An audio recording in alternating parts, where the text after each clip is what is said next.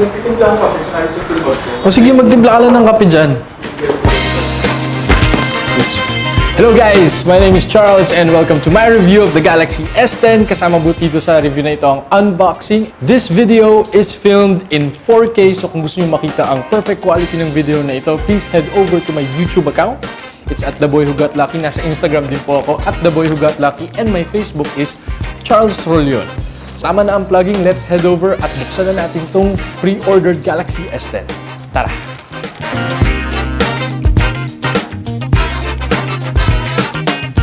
Nice!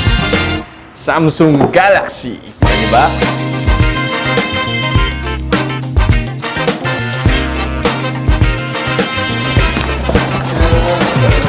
Tadaan! Sa box, matatagpuan natin ang Samsung Galaxy phone. It's a pre-ordered version, so I got the Galaxy Buds as well. Clear view cover for S10 Plus. Okay, what is this? Thank you! It's a thank you card from Samsung. You're welcome. Dahil ang laki na ng ginastos ko sa inyo. Yes, yeah man. Yan. So, anong nasa loob?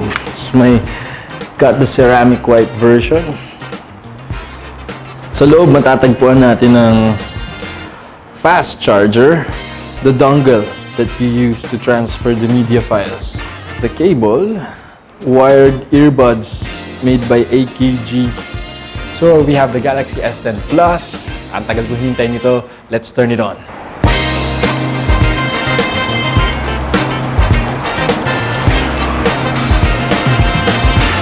Okay, Samsung account. Ang daming blah blah blah. Skip.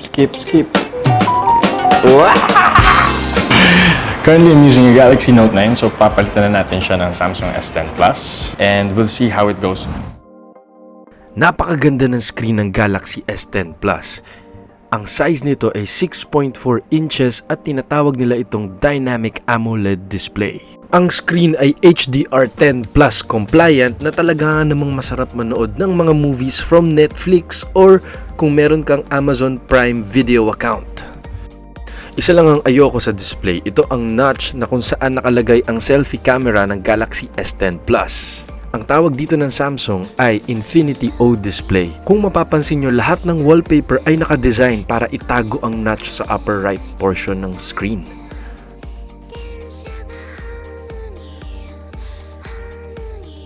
Hindi papahuli ang performance ng Galaxy S10 Plus pagdating sa processor. Ito ay equipped ng latest Qualcomm Snapdragon 855 kung ikaw ay nasa US or China or Hong Kong, pero the rest of the world will get the latest Exynos 9820 mula sa Samsung. Very snappy at very responsive ang aking experience. Walang lag or delay na mararamdaman sa pagpindot-pindot sa screen.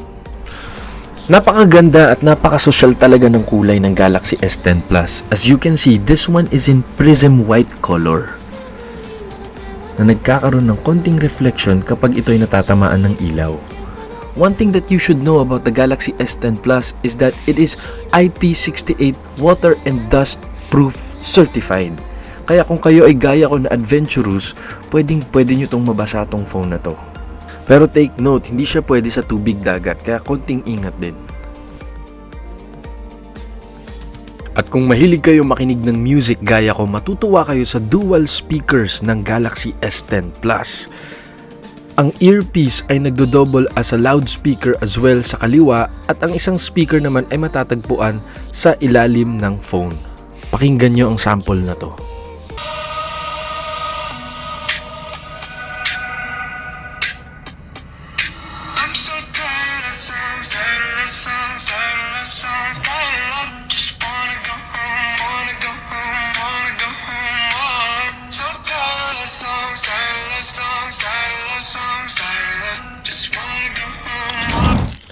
Isa akong heavy user ng cellphone, malakas akong mag-Instagram, Facebook at YouTube, kaya importante sa akin ang battery life. Itong phone na ito ay tumatagal sa akin ng 8 hours. Not bad for a heavy user like me. This phone is equipped with 4,100 milliamps of battery, and using the Samsung fast charger, it will charge your phone to 40% battery in just 30 minutes of charging. Ngayon, pag-usapan naman natin ang paborito ng lahat, ang camera and video quality ng back camera and selfie camera ng Galaxy S10 Plus. Sa likod ng Galaxy S10 Plus ay makikita ang triple camera setup, isang 12 megapixels na wide camera, isang 12 megapixels telephoto camera at isang 16 megapixels ultra wide camera, parang GoPro. Na-enjoy kong mag-picture-picture sa Galaxy S10 Plus dahil maraming options para kumuha ng pictures.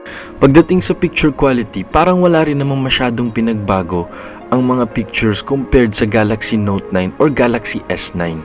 Pero, mas masaya na meron dagdag na ultra-wide camera lens. Hindi ako masyadong impressed sa kuha ng mga Galaxy S10 Plus kapag madilim ang ilaw. What do you think? Let me know in the comment section below kung anong opinion nyo sa mga pictures na ito.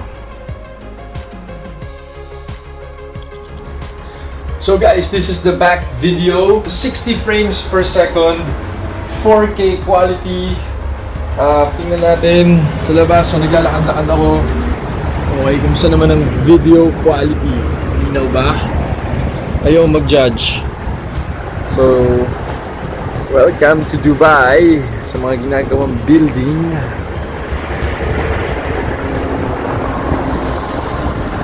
Nice.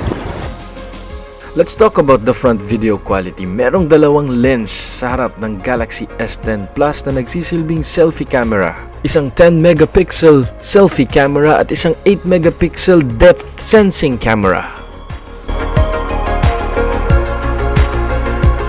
Here are a few shots of the front camera.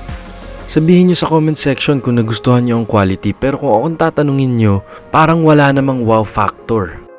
Ang pangalawang lens na 8 megapixel depth sensing camera ay para makatulong sa bokeh effects ng mga shots.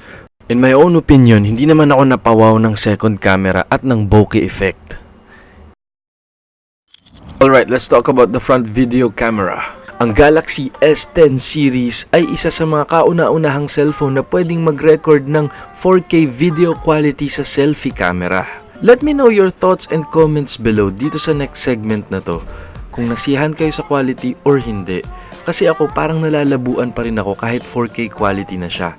But, ang gusto kong makita nyo is kung paano ka-stabilize ang front video camera. Dahil kahit anong hakbang ko at kahit anong likot ko, stabilize pa rin ang footage sa harap ng selfie camera. Perfect na perfect ito para sa mga vloggers na gaya ko.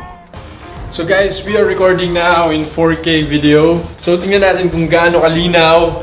The front video has video stabilizer as well, and again we are shooting in 4K, so dapat sobrang linaw nito. So nanggaling tayo sa dilim, ngayon nasa liwanag tayo. Welcome to Dubai. So itong tsura yan. So I hope maganda ang video quality at malinaw. Isa sa mga features ng Galaxy S10 Plus ang wireless power share na pwede mong i-charge ang ibang cellphone kapag nalobat ang mga kaibigan mo. Ano yung charge saan? Dito sa phone. May charging na siya? Ha? Lobat ka pa, friend? Charge natin phone mo.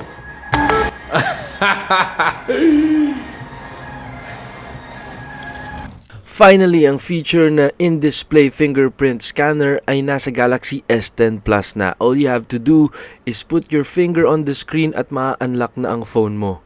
To be honest, para sa akin, in my own opinion, hindi siya ganun ka-responsive. But nonetheless, it's a cool feature to have.